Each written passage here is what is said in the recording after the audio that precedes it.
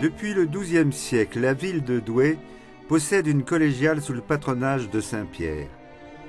L'édifice fut à maintes reprises ruiné et reconstruit. Des bâtiments antérieurs, il reste cette tour du XVIe siècle qui devait comporter une flèche en pierre, d'où l'importance de sa base.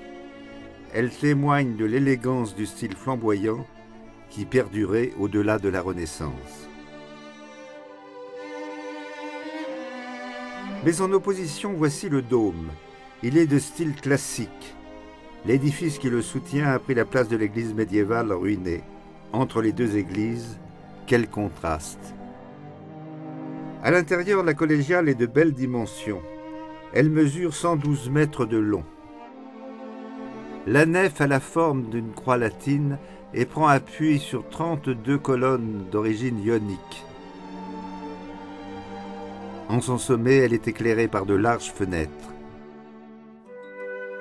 Parmi les œuvres exposées dans l'église, ce beau Christ douloureux est de signification profondément théologique. Il est accompagné d'un serpent qui se love au pied de la croix, figurant le démon, et qui saisit une pomme, symbole du péché originel.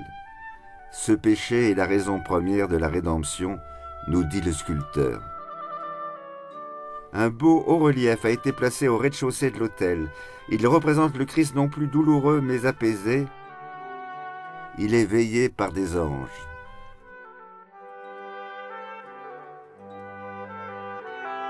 Dans le chœur, un autre Christ en croix, plus souriant. Il est entouré d'angelots exprimant bruyamment leur joie et leur allégresse. Nous sommes dans la philosophie baroque où, à la différence du XVe siècle, l'artiste n'assiste plus sur la douleur de la passion, mais sur la joie de la résurrection.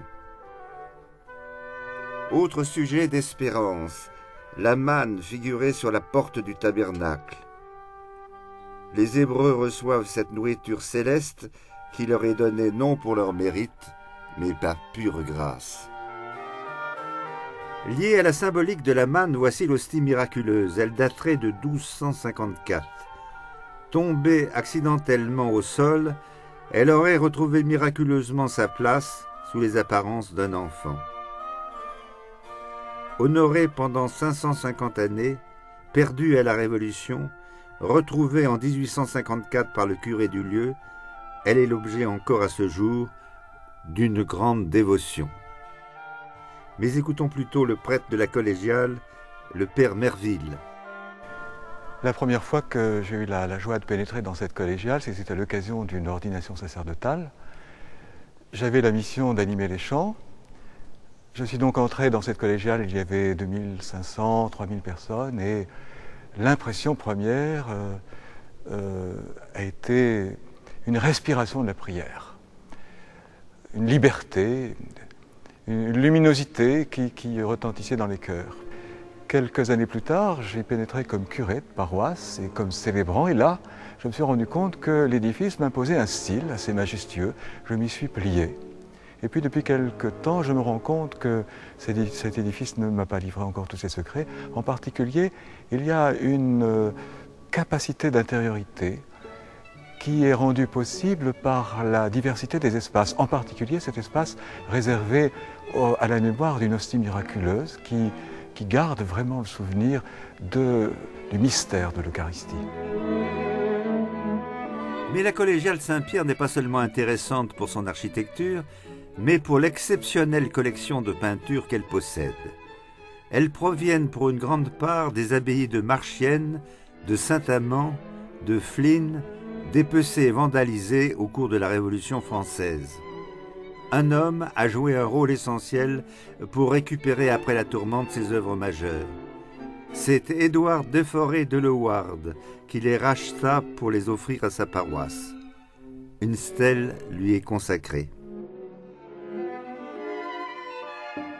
Un autre cénotaphe commémore le souvenir de Palinchauve, président du Parlement de Flandre, célèbre pour la justesse de ses décisions et pour sa bonté.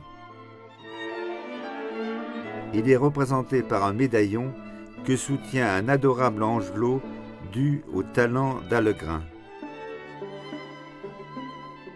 Au-dessus de l'autel du transept gauche, trône un tableau de Lagrenet, dont Diderot vantait le pinceau moelleux, fabriquant de la chair à toucher et à prendre.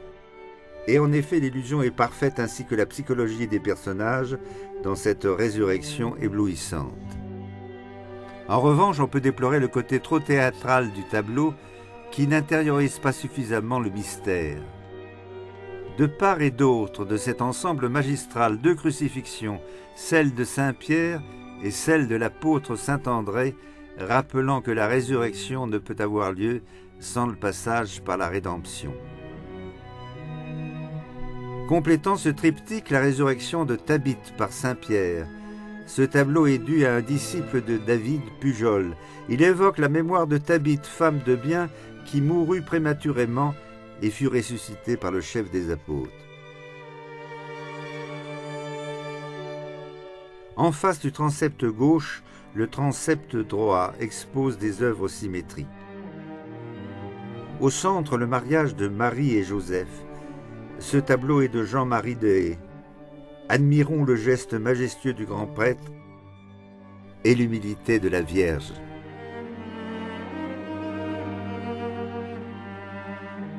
De Ménageot, dont la palette est proche de celle de Rubens, voici la justification de Suzanne. L'auteur biblique nous rapporte comment une jeune fille innocente et pure fut accusée faussement par deux vieillards. Elle fut finalement justifiée. Sur le tableau, on la voit figure lumineuse à demi affalée comme terrassée par la vérité, tandis que l'on mène en prison ses accusateurs.